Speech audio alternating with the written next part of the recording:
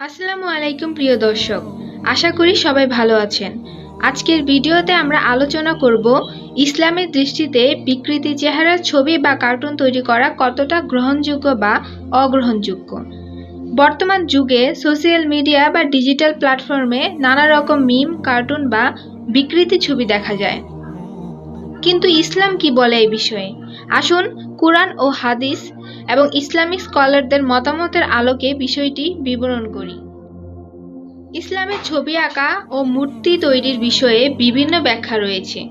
কিছু হাদিসে মানুষের বা জীবিত প্রাণীর ছবি আঁকা নিয়ে নিষেধ করা হয়েছে, যেমন সহিহ বুখারীতে এসেছে, যারা ছবি আঁকে কিয়ামতের দিন তাদের কঠিন শাস্তি দেওয়া হবে এবং বলা হবে, তোমরা যা সৃষ্টি করেছ তাকে জীবন দাও। এই হাদিসের মাধ্যমে বোঝা যায় যে ইসলামে প্রাণীর বা মানুষের ছবি আঁকার বিষয়ে কঠোর নিষেধাজ্ঞা রয়েছে, বিশেষত যদি তা কোনো পবিত্র ব্যক্তির অবমাননা বা ব্যঙ্গ করার উদ্দেশ্য হয়, তবে তা আরও গর্হিত কাজ হিসেবে গণ্য হবে।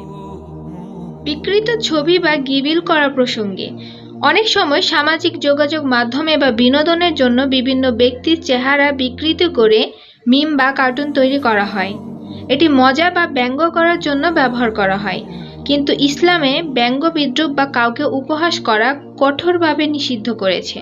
আল কুরআনে বলা হয়েছে, হে ঈমানদারগণ, তোমরা কেউ কাউকে উপহাস করো না, হতে পারে তারা উপহাসকারীদের চেয়েও উত্তম। ইসলামে বিকৃত ছবি বা কার্টুন তৈরির ক্ষেত্রে মূল বিচার্য বিষয় হল উদ্দেশ্য। যদি এটি কাউকে অপমান করার জন্য হয় তাহলে তা স্পষ্টভাবে হারাম, কিন্তু যদি এটি নির্দোষ বিনোদনের জন্য হয় এবং কারো অনুভূতিতে আঘাত না লাগে তাহলে বিষয়টি আলেমদের মতে মতভেদপূর্ণ। আমাদের উচিত সামাজিক মাধ্যমে কোনো কন্টেন্ট তৈরি বা শেয়ার করার আগে ইসলামের নির্দেশনাগুলো মাথায় রাখা এবং কাউকে কষ্ট না দিয়ে বিনোদনের পথ বেছে নেওয়া। আশা করি আজকের আলোচনা আপনাদের উপকার আসবে।